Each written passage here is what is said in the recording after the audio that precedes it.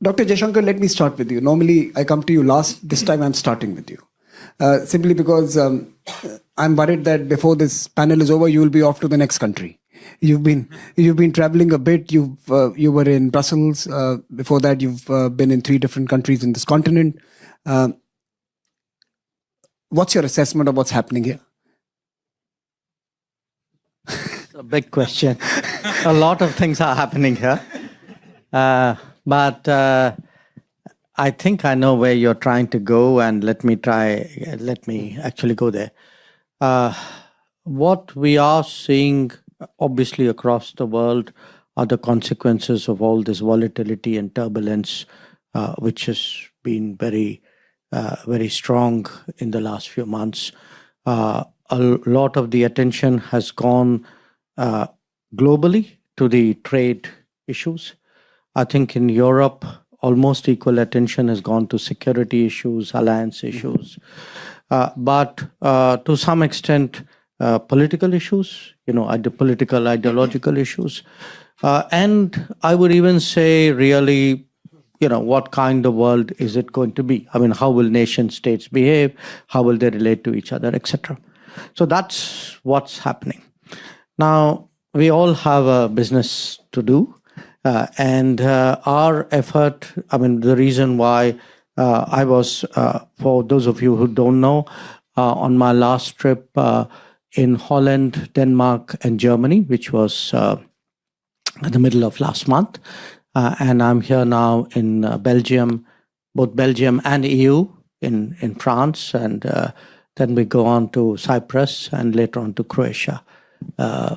So the reason why we are putting so much focus on Europe right now is that we can see there's a very sort of big, almost a quantum jump into multipolarity. There's a realization in Europe that a lot of its problems and solutions will have to be analyzed and thought through by Europe itself. And so a Europe which is today more self-aware, which is more self-reliant, which is more strategically autonomous, will obviously want to look for partners who think similarly and can work with Europe in that respect. And I think that gives a kind of an additional impetus to India-Europe relations, which were evolutionary, but I predict a very sharp acceleration in that. A good example is really what I was discussing last 2 days in Brussels. We made very strong progress in our free trade agreement negotiations. We are seeking to conclude a defense and security partnership with the European Union. We are looking at a space agreement. We have individual agreements with individual states of Europe on mobility of talent. We are now trying to see if we can get it across some kind of understanding across the entire union. Again, of course, a lot of discussion about connectivity, because if you're going to do more business and as I said, we are all trying to de-risk the global economy and stabilize the global economy at that time. So connectivity is very much part of that conversation. So that's the kind of picture I'd like to present to you. And in these conversations, and I know maybe you can't respond to this, but I'll still ask, how soon can we expect that FTA, that elusive FTA? No, well, it's not elusive, it's painstaking. I think we have set ourselves the goal of trying to complete it by this year end. And I'm told I don't have direct jurisdiction over it, but I'm told that half the chapters are done. And of the remaining half, considerable progress has been made. Our trade ministers have met 3 times in the last 6 weeks. I think we will see another round of meetings probably by the end of this month. There is, I would say, a certain urgency and a certain energy, which is different. I would say. I think the negotiators and the stakeholders are reacting to what is a global environment where the importance of doing this FTA has become that much more. Let me turn to the minister from Armenia, Minister Mirzoyan. When I was preparing for this panel, I happened to be in Yerevan, and I heard your Prime Minister speak. And his speech, which he gave in a very Steve Jobs style, with a clicker in his hand and presentation on the screen, was all about connectivity. And in some sense, Minister Jaishankar just spoke about the importance of connectivity to actually diversify and build resilience, right? So how does Armenia, which has a Asian geography and a European soul, I don't know how best to describe it, but maybe this could be a good description. How does Armenia see this new moment where there is a thirst for connectivity, thirst for diversification, and a role for countries? Well, thank you for the question. But first of all, my condolences to the families of those who lost their lives in this plane crash, and thank you for the invitation. The first thing that I would like to constitute is that Armenia is very much pleased to see that France and India have already become strategic partners, and Europe and Indo-Pacific have mutual interest, big interest to deepen their ties. And this sense of satisfaction has, of course, its reasons. The first obvious thing, we do have strategic relations with France, and we are deepening our relations with the European Union, and we do have strategic relations with India, and we are, again, deepening very much our relations.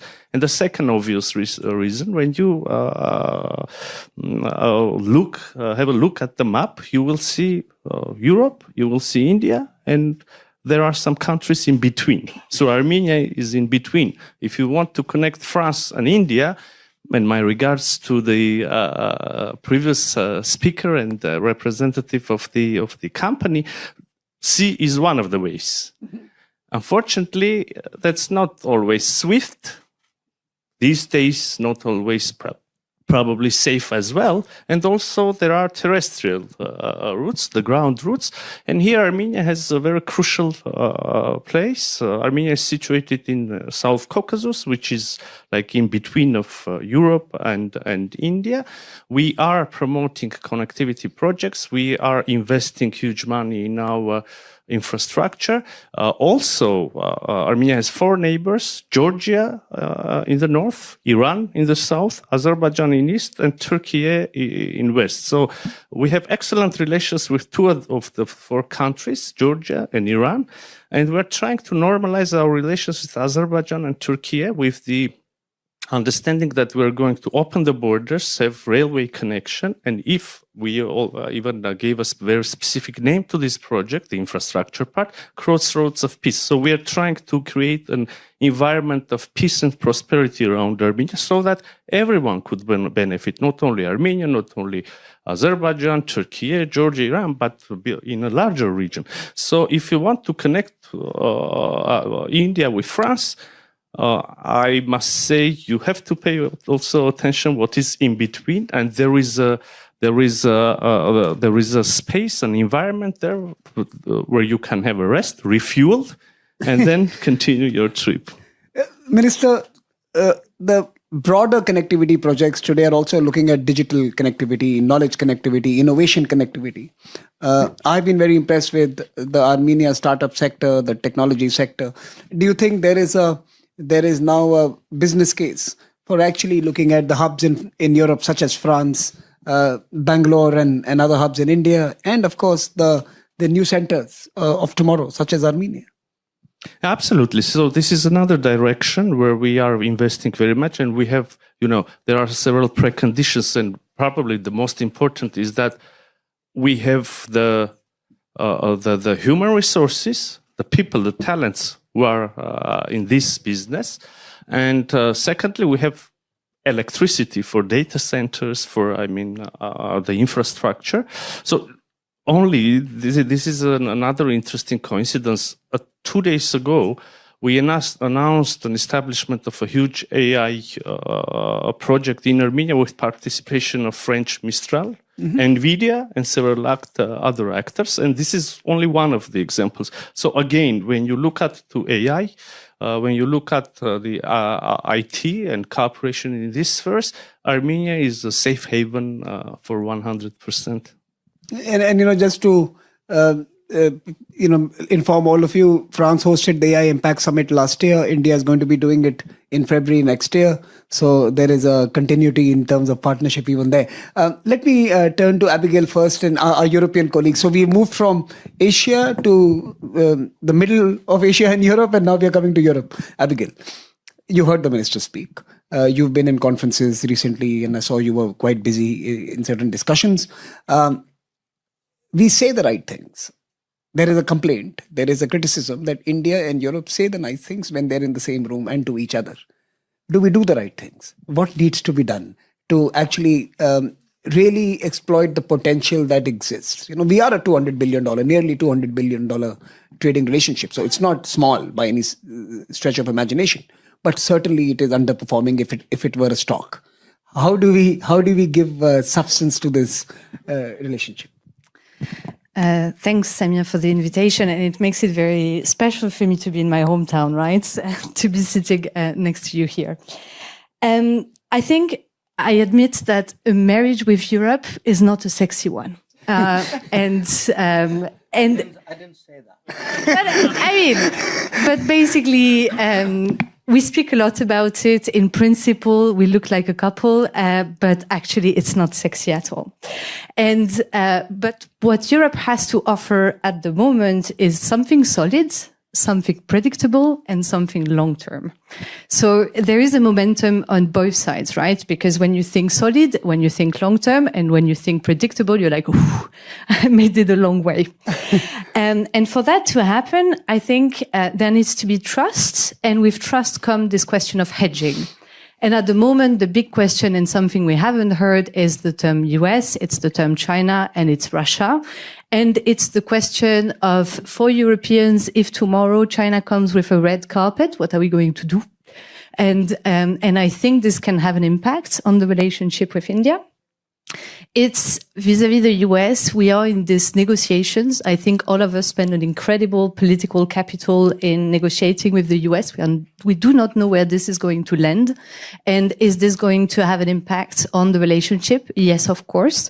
And then the question of the war in Ukraine and the Russia dimension, right, which is key for us at the moment. The second element is, if you want to make this marriage last, then you need to be comprehensive. And in being comprehensive, Europe is a fantastic trading partner. This is what we do best, probably. And today, what we come to do best as well is to invest in the security and defense partnership components. And I have to say, a year ago, when you would go to European leaders and say there are linkages between the Indo-Pacific security theater and the European security architecture, everyone was raising eyebrows. Mm-hmm. And for us as China specialists, this was like, this is obvious. And now you have European leaders that are convinced by it. You had President Macron at the Shangri-La going all over about the interlinkages of the theater and the fact that Europe is going to be a security and defense partner for the Indo-Pacific countries. And we are in a moment where the Americans no longer believe in it. And a year ago, I can tell you, we had the Biden administration on our back saying there are linkages. And now today we had Esquets at the Shangri-La not even mentioning the fact that Europe have basically security and defense interests in the region, when today 40% of our trade is actually going through the South China Sea. So we need to have the Indo-Pacific partners recognizing today that Europe is becoming a security and defense partner that matter. And to make it concrete, the list is extremely long, but there needs to be this recognition that we do not only matter for trade, we also matter for security and defense, and we can look good and we can be sexy with it. And look, I think that's a valid point. But if you go beyond that, let me ask you that question. The complaint is, the refrain is that eventually security and sovereignty have a deep relationship. And EU is a big actor when you club up. But when sovereignty comes into play to ensure certain consequences of relationships, there are largely a bunch of smaller countries. And in that sense, EU as a security actor is a question I want to ask you. That can EU be a security actor? Europeans have always been security actors. Look, we were colonized by Europeans, so we understand both your trading and your security prowess. But the fact here is that can Brussels be a security actor, or will we continue to have to rely on France, for example, as being the only real sovereign strategic capital in this world? So that's a question to you. Okay. As a French and a former European official, I'm convinced that yes, Europe can be a security partner per se. And I mean, it's coming to what the minister said, right? There is this political momentum in which we are, which is quite unique. And basically the fact that there is now a commissioner that has a mandate to do that the SAFE program on which we are planning to basically rebuild our defense industrial capacity, it's 150 billion euros, right? And this is going to be concrete. This is money that we are ready to put at the table. And within this effort to basically rebuild the defense industrial base of Europe, we are welcoming our strategic partners. And in that sense, I think India has a special footnote in what Europe has prepared to rebuild its defense industrial space. Thank you. Let me turn to Francesco. Sorry to keep you waiting, Francesco. We are coming to business last, but it should be business first. Let me ask you that question. Being a chairman of an association of those interested in the maritime industry in Italy, being a CEO yourself and heading your group, how bullish are businesses on this new special kind of a relationship that India and Europe want to develop? Why is India and the Indo-Pacific important to a company like yours or an association like yours? Thank you very much. Thank you very much for inviting me to this panel. And after I was mid-March at the Raisina Dialogue in New Delhi, which was a beautiful experience for me. Yes, I represent an association of private business in my region. My region is the northeastern part of Italy, surrounding the seaport of Trieste. And we have established this association to promote IMEC, to promote it at political level and business level locally in Italy and in the European Union. And we have established this association in October last year. And you were talking about critical aspects, disruptions. It's not only the last 6 months. We are experiencing troubled times for a long time, for already at least 5 years. Let's say from the pandemic onwards, in the supply chain. And well, our first reason to promote IMEC is that we, private business, want to promote activities in the growing economies. And there is no doubt that India is growing very fast and is expected to become one of the largest economies of the world. And the same applies also to the Emirates and to Saudi Arabia. The second reason why we support, and we have been supporting more and more this initiative, is linked to the last 6 months and the interest of private business to diversify from the common paths of trade and develop new trade links. And we are very supportive of the free trade agreement between the European Union and India. We have then some more specific Mediterranean linked aspects that I would like to underline. We have suffered the crisis of the Red Sea in the last 1.5 years now. and we have understood how fragile is that route, with at least 2 choke points, Bab el-Mandeb and Suez Canal. And we believe that it is very important for the supply chains to develop alternative routes, which would be the land bridges from the Arabian Gulf to the Mediterranean. We know very well that these land bridges will not carry the bulk of the cargo. The bulk has to transit the Suez Canal. But if we have these land bridges, it will be less interesting to create problems in the Red Sea. So we think it is extremely important for the Mediterranean to create these land bridges. In addition to that, land bridges in the region can also offer to the market some additional services, which are faster transport services, which can allow a new market to develop for goods in exchange between Europe and India and the Middle East. The last aspect I would like to underline is that we are as well convinced that we have to push and grow business with the western part of Asia, which is in the end the Indian Ocean, both the Arab Gulf and the Bengal Bay, because in the medium-long term, we are concerned about the Arctic route. And the Arctic route could cut the Mediterranean out of the business from Far East, from the north of China, from Korea, and from Japan. So this is... No, fantastic interventions. Thank you. Dr. Jaishankar. Would you allow me one comment here and one comment there before Sure. Then give me, first what Mr. Parishi said. Absolutely, I agree with you. I think one of the biggest problems today the international economy faces are supply chains, the resilience, the security of supply chains, and everything he said, the uncertainties created by pandemic. So just imagine one geography, you had the pandemic unfold out there, and we saw the consequences for the entire global economy.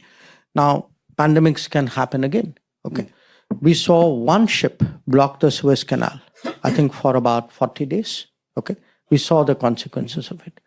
We are seeing a bunch of people in Yemen hit shipping with drones, which, believe me, I've seen one intact, which doesn't cost more than $10,000. Okay, and that drone has the capacity to take out a ship. So, and we're going to see more of this. We're going to see, for example, climate events. Who knows where the next flood will be? Who knows, where weather will take a bad turn? So, given the conflicts, we saw, what happened after Ukraine. I mean, the problems of Black Sea, the entire world food market and fertilizer market was completely impacted by, fighting between two countries some distance away. So the point, I think, is today, both in terms of the new possibilities, the Arctic possibility, for example, as well as securing, the international economy, we need many more answers. And, what my Armenian colleague said, yes, we need land, we need sea, we need air, we need actually all of the above in as many options and as many variants as possible. And today, how do you create combinations who will make new connectivity initiatives? I think this has become a very important part today of diplomacy. And to this, I want to add a thought to some of you, because you may not readily know this. What the IMEC, and even without the IMEC, we are seeing up to the western coast of India, which is where many of your ships also come. You have a fairly ready and efficient access, despite what the Houthis are doing. Now, what we are trying to do in India, we are taking making very major investments in railways. Okay, and then trying to connect Eastern India all the way to Vietnam. So actually, if we can pull that off, you will get from Europe a route all the way to the Pacific, which will be significantly land-based, but partly sea-based. And in some ways, it would be a counter to a reliance on Arctic whenever the Arctic opens up. So it is, the connectivity game, I think, and this is a long game. I mean, connectivity initiatives, multiple decadal, And when they are done, remember, I mean, the Suez Canal took ages to make, but once it was done, you see what a profound impact it's had on the world. So I think this whole connectivity issue really deserves much more attention.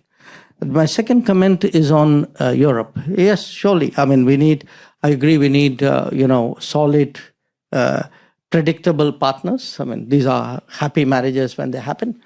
But I would urge you, to don't have such a mind block about hedging, because you will never get a partner who thinks identically.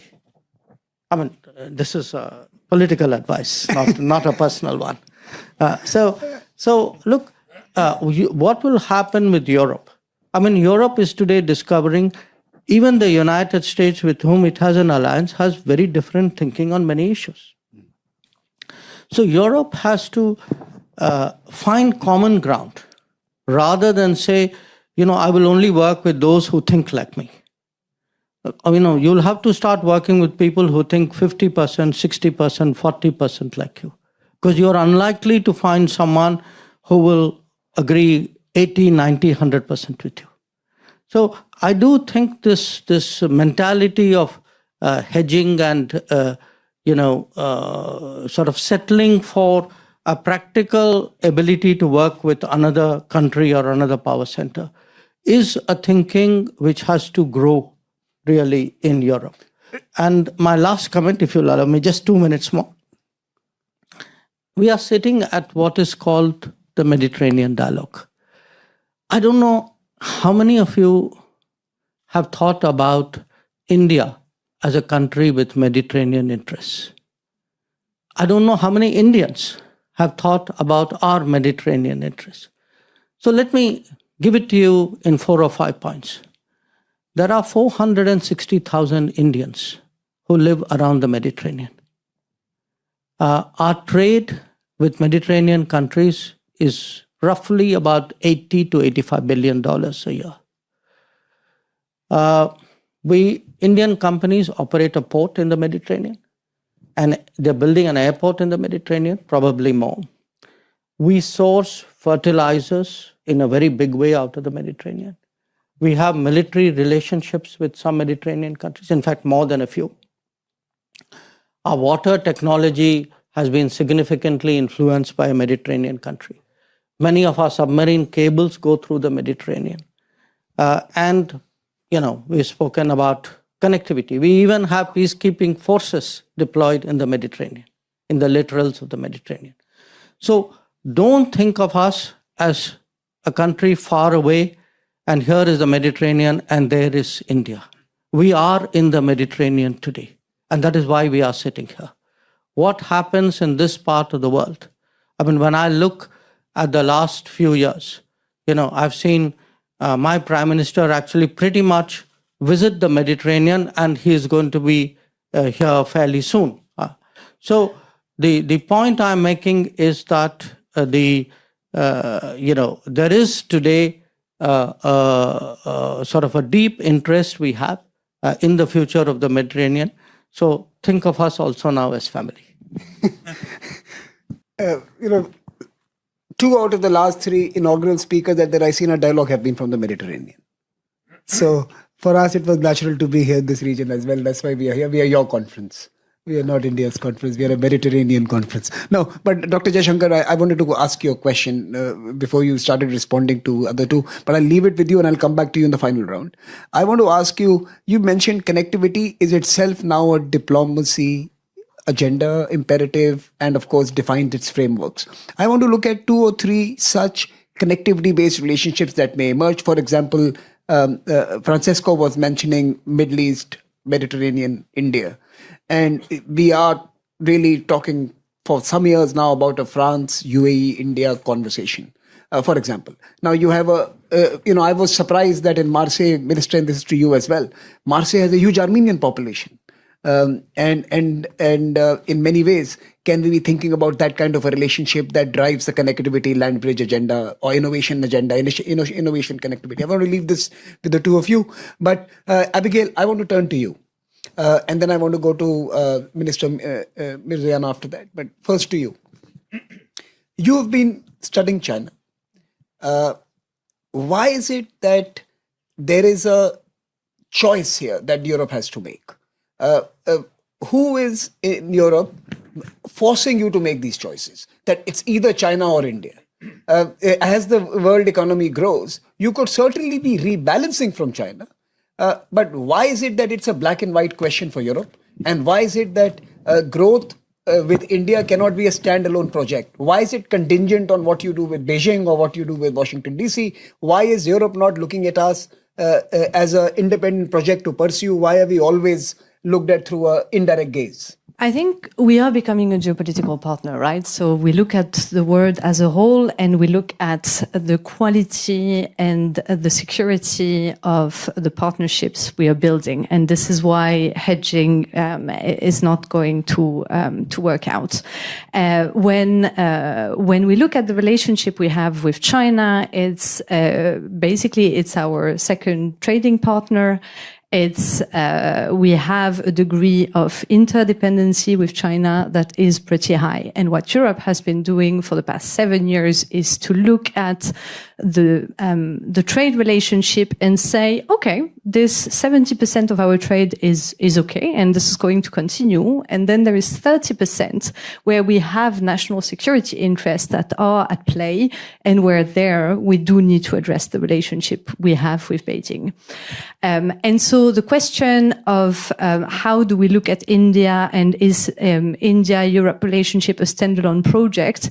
Yes, it is. But right now there is a question for me, which is this momentum that we are having in Europe-India relationship is driven by a geopolitical moment.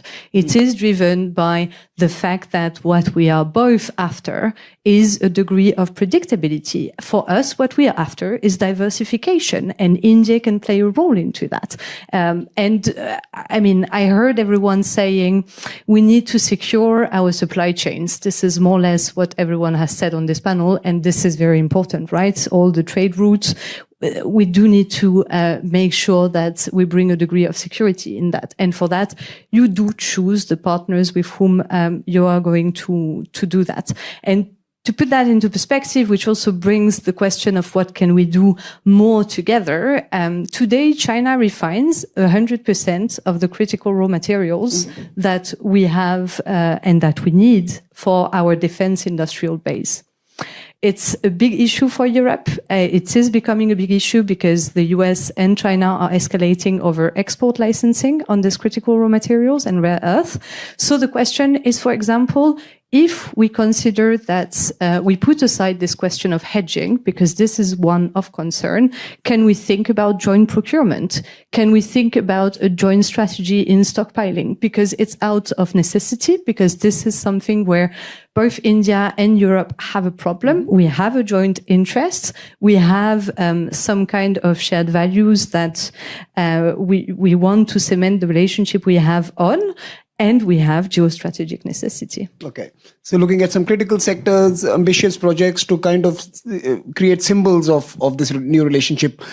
Minister Mirzayan and to Dr. Jaishankar, what are some interesting ideas for these new plurilateral groups for connectivity that can shape the future? What are the kind of partnerships that could really cement this new moment?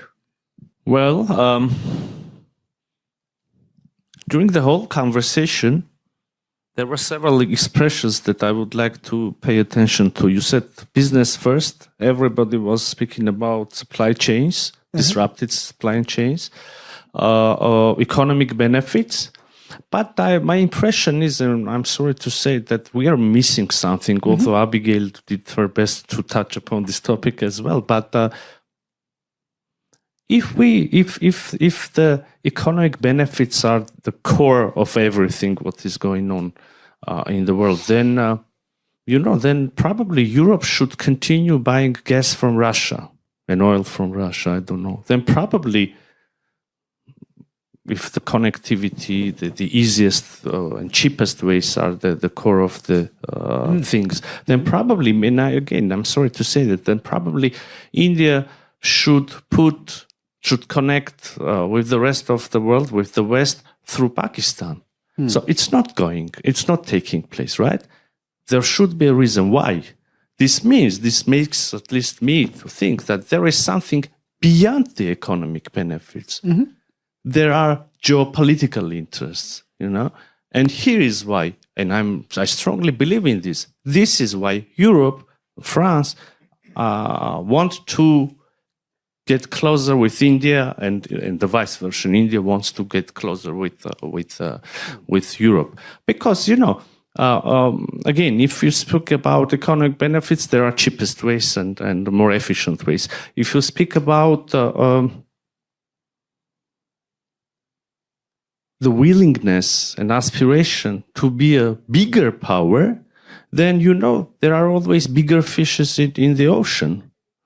Let's have a frank conversation. There is the United States, there is China, there is Russia. They're all stronger military-wise, no? Aren't they? So behind this mutual aspiration to be closer to each other, I also see some geopolitical aspiration by India and by Europe, and I see a wish to have a stronger saying in geopolitical affairs. And this is fair. But to justify this wish, I'm a third country, not EU, not India, I'm Armenia, right? And why I want to back these aspirations, why I want to support, because I see some justification behind these aspirations to have stronger and more just and more fair international order. International order is disrupted, starting from pandemic and then the war in Ukraine. And that's why the world went crazy, right? So if you want to rebuild international order, and if Europe and India want to have a stronger saying in this, then and you also touched upon, you spoke about a bunch of other countries, right? Then countries like Armenia might be wanting to support you here. If not, if it's just a wish to have power for having a bigger power, and I'm very sorry, this was not a direct answer to your question, but these were my observations. No, I think it's a valid question. I think there's a point here, sir. Maybe I can turn to you now on this. So why you want to get closer? Maybe you share the ideas and then we will support or not support. So connectivity has to have an intrinsic values link as well. I think that's the proposition. Right? That's it, because India is the strongest democracy, right? And EU is the continent or company or club of countries with strongest democratic institutions. But we see also that, we see also that the European EU countries are starting hesitating. No? Is everything okay within Europe? Are the demands justified? Minister Jaishankar, you also spoke about the coincidence of 80%, 70%. So these are that's a very valid point. And sorry, just for a lighter moment, I thought you said country club of countries, Europe. That's why I heard it like that. But I thought maybe, Europe in that sense is an interesting collection. But you're right. Democracy is values, the larger intent and purpose. Dr. Jaishankar. No, I think it's a very relevant answer because I totally agree that one of the things which has gone wrong with the world is a kind of cost determinism by which choices have been made. And the result of that cost determinism is we have ended up with an over concentration of capabilities in one geography, which is creating problems for everybody else. I, again, join my colleague in saying it's not just, price points and economic efficiencies, particularly in a digital era, which is very different from a manufacturing era. I think there are many other sensitivities, even embedded in products and services, which make value, which makes a concept like trust today very important. What do we mean by trust? Trust means intuitively we are comfortable with each other. So how do you get that comfort? Sometimes as, Minister Mirzoyan said, by having similar values, similar approaches. Sometimes by saying, okay, in my difficulty, who supported me? Or in my security needs, who was willing to go the extra mile? So, and this is for real. It makes a difference. I mean, we are in Europe right now. There's no question, for example, that in Europe, for us, in many, many ways, France is the most trusted partner. Now, it didn't happen because one day people got up in the morning and said, "Oh, that's the choice I'm going to make." It was over a set of experiences.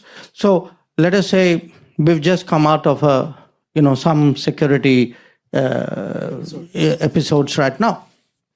When I look at, okay, who stood by us, who would I trust, or with whom am I comfortable, it will surely have consequences on my choices and on my decisions.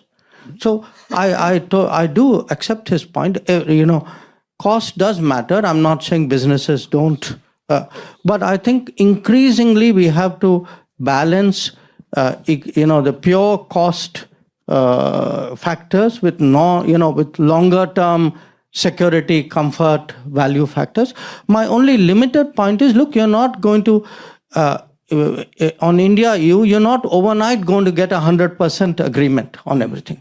You will have to grow it. Let's take the steps. You're going to grow it by steps. Francesco, you've been hearing this conversation.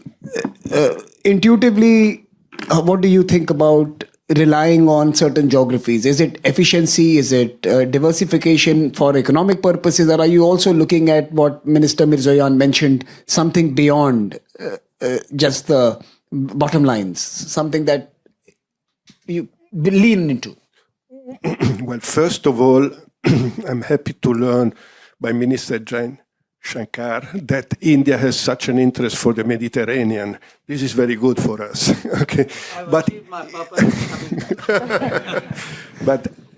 this, in my opinion, makes sense because it means you have certainly an interest of having free access to all the world. And the experience of the Red Sea of the last 1.5 years has really created big concern in those countries facing the Mediterranean. And happy to learn that CMA CGM has announced they will come back more and more via Suez Canal. And also, thank you very much, Mrs. Sade, for this beautiful venue where you are hosting us. A wonderful place. Thank you very much.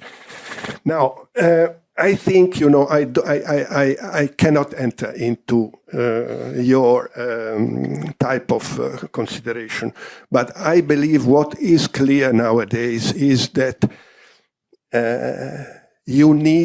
every supply chain manager needs not only one alternative, he needs 2, 3, 4 alternatives. Therefore, who is working on the supply chains is always looking for alternative ways to make resilient his work. And IMEC is for us, for the Mediterranean, an incredibly important tool, and I'm happy that Italy is a signatory of IMEC, and I'm happy that our government is supporting also the selection of my hometown Port Trieste as a gateway for IMEC.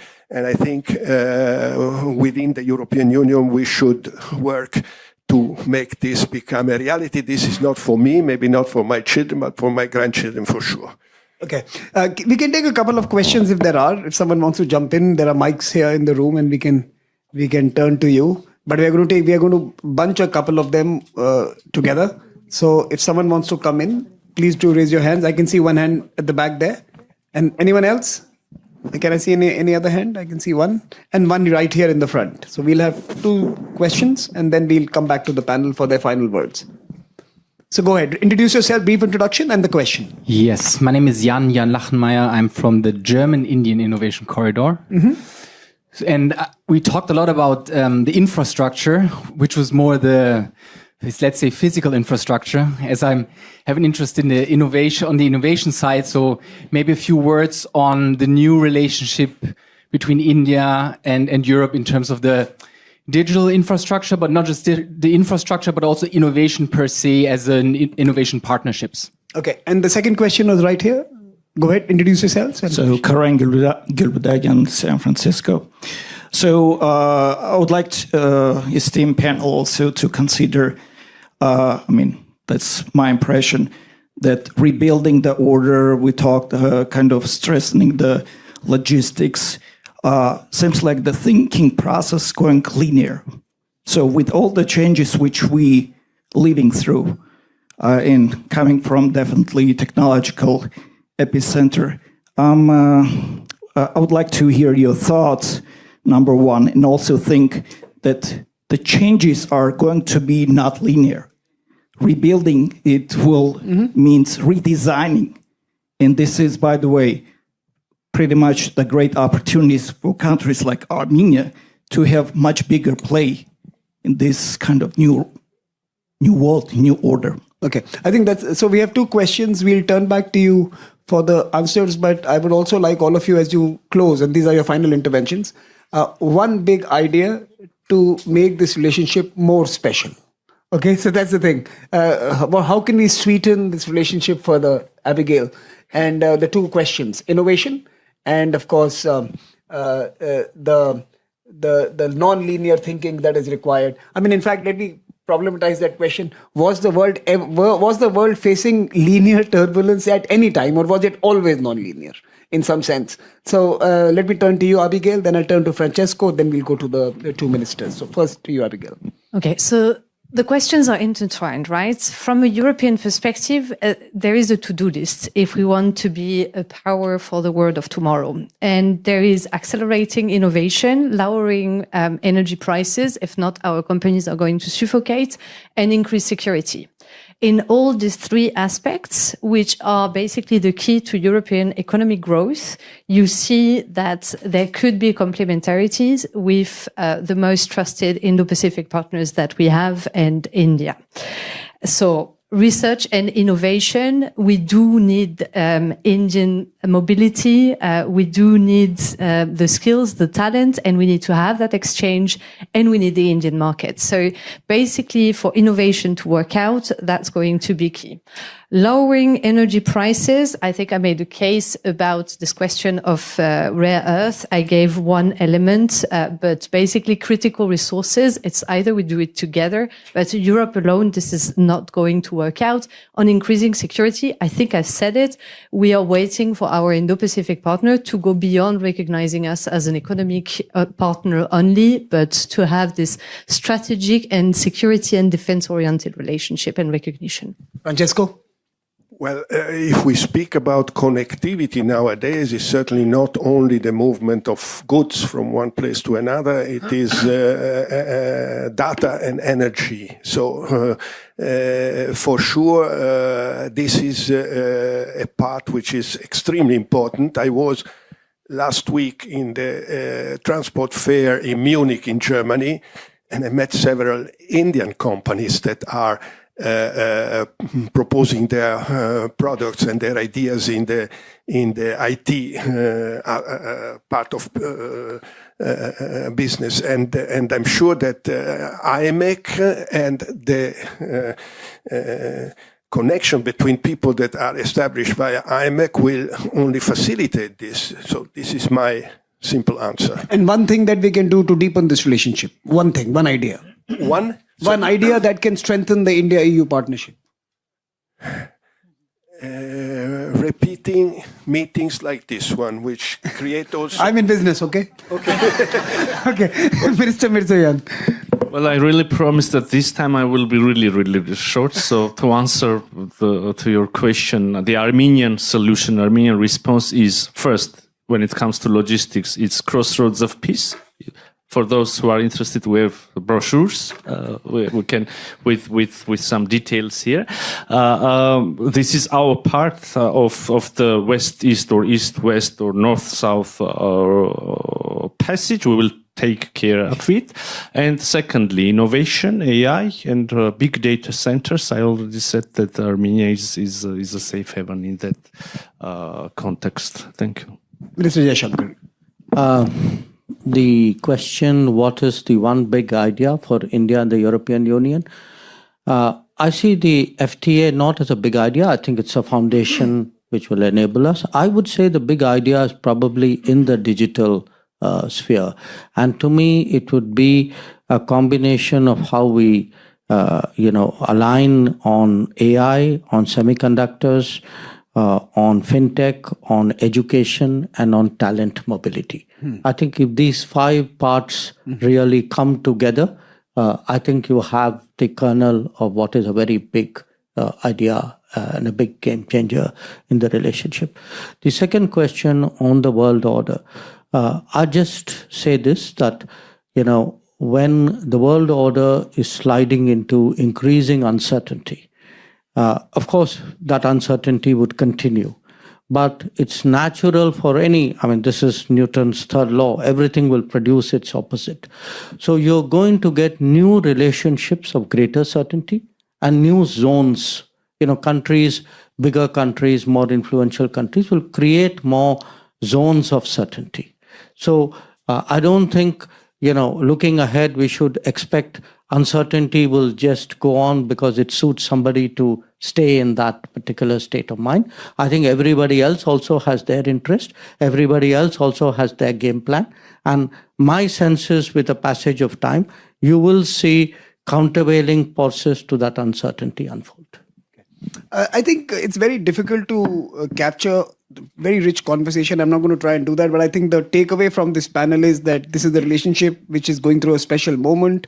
This is the time to do more. This is the time to build those foundations through FTAs and other partnerships.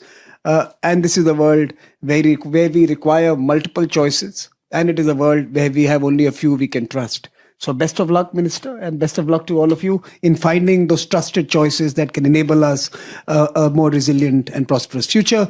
Please join me in applauding this panel, and let me turn it over to Jaishankar.